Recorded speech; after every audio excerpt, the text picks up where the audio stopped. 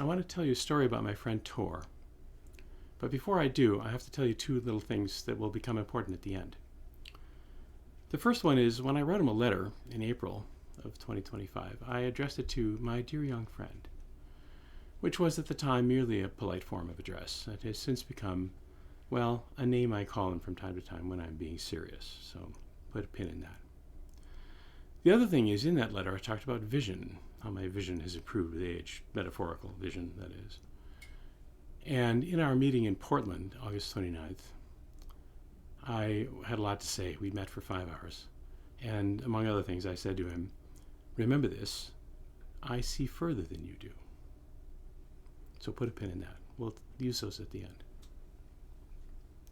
So we were having our 5-hour meeting in Portland, business meeting.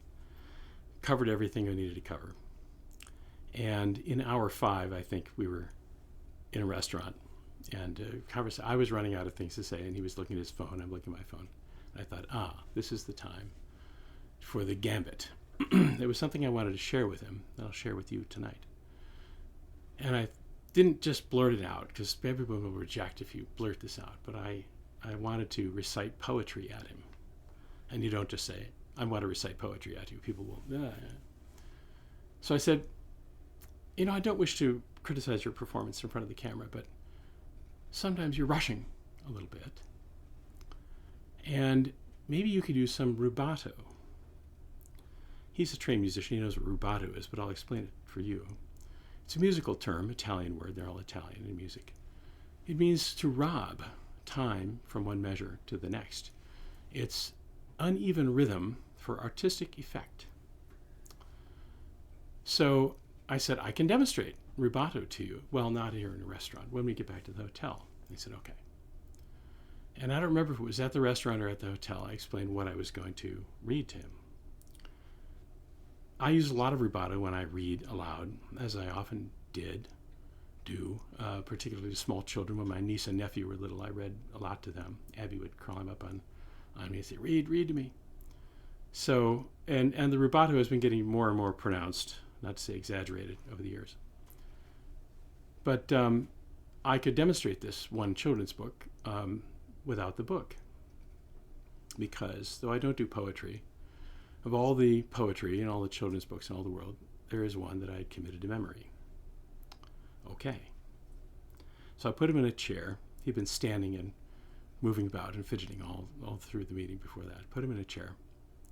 Echoed some of his own words back to him from what was then called Doll Stories, now children's author who never grew up.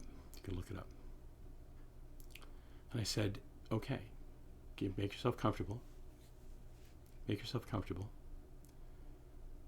Cast your mind back. You are 4. Tor at 4.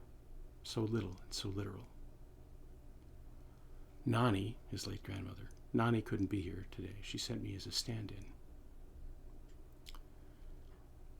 I'll read you a poem, a nonsense poem by Edward Lear. It's called The Jumblies. He wrote it in 1871, ever so long ago.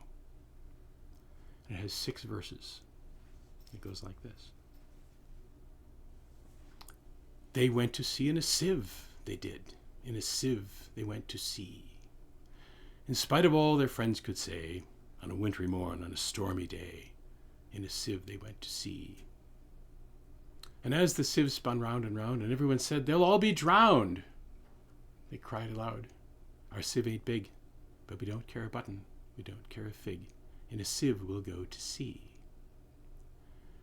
Far and few are the lands where the Jumblies live. Their heads are green and their hands are blue, and they went to sea in a sieve.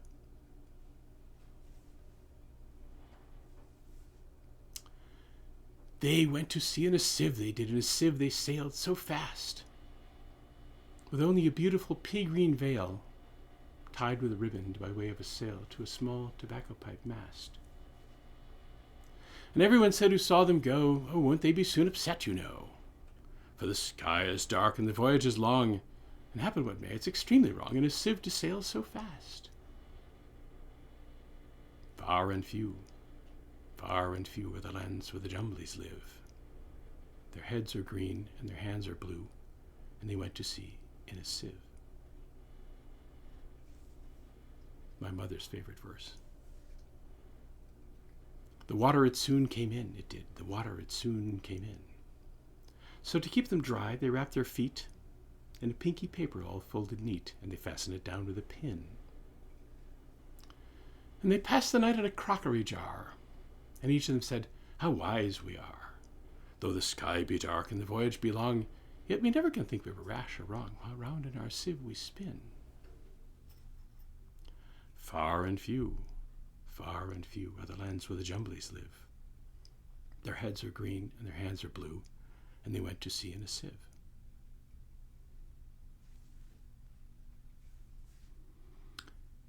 And all night long they sailed away, and when the sun went down, they whistled and warbled a moony song to the echoing sound of a coppery gong in the shade of the mountains brown.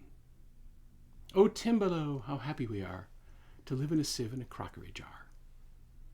And all night long in the moonlight pale we'll sail away with a pea-green sail in the shade of the mountains brown. Far and few are the lands where the Jumblies live. Their heads are green and their hands are blue, and they went to sea in a sieve.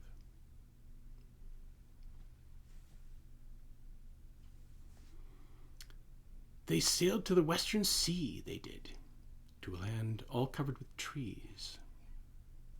And they bought an owl, hoot, and a useful cart, and a pound of rice and a cranberry tart, and a hive of silvery bees. And they bought a pig, and some green jackdaws, and a lovely monkey with lollipop paws, and 40 bottles of ring-bo-ree and no end of Stilton cheese. Far and few are the lands where the Jumblies live. Their heads are green and their hands are blue, and they went to sea in a sieve.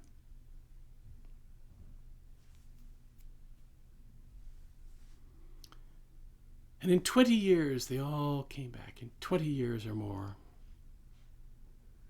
And everyone said, "How tall they've grown, for they've been to the lakes and the Torrible Zone and the hills of the Chankly Bore." And they drank their health and gave them a feast of dumplings made of beautiful yeast. And everyone said, "If only we live, we too shall go to sea in a sieve, to the hills of the Chankly Bore." Far and few are the lands where the Jumblies live. Their heads are green and their hands are blue, and they went to sea in a sieve. And I smiled, and Tor smiled. And that was that for the moment. The next day or two, when I got home, I decided to test him, see if it worked. And I texted him quite out of the blue. They bought an owl and a useful cart, and a pound of rice and a cranberry tart, and a hive of silvery bees. And you can hear he's typing immediately. He comes back, far and few are the lands where the Jumblies live. Their hands are green and their heads are blue, and they went to sea in a sieve. Then right away he asked, "Did I get that right? Did you get the coloration of heads and hands right? Or is it that way, the other way around?" And I said, "Yes, you did." And he said, "I'm so glad." A minute later, through my tears, I looked at it harder, and I said, "Oh, its heads are green, hands are blue." And he said something terribly important. But we were both wrong, so we allowed each other the satisfaction of believing we were right. Now, I had been reading about autism at that point. A couple of weeks earlier, he had said something to me that made me wonder, was that a factor in his, let's say, inaccurately predicting the emotions in the receiver? That's something he said. Sure enough, you Google it, deficit in emotional processing is out there in the literature. And I looked at that and said, yeah, right. That's no deficit. That was precocious for any 24-year-old, autism or not. About 10 minutes later, when I had regained my composure, I replied to that and just said, "You see much, my dear young friend."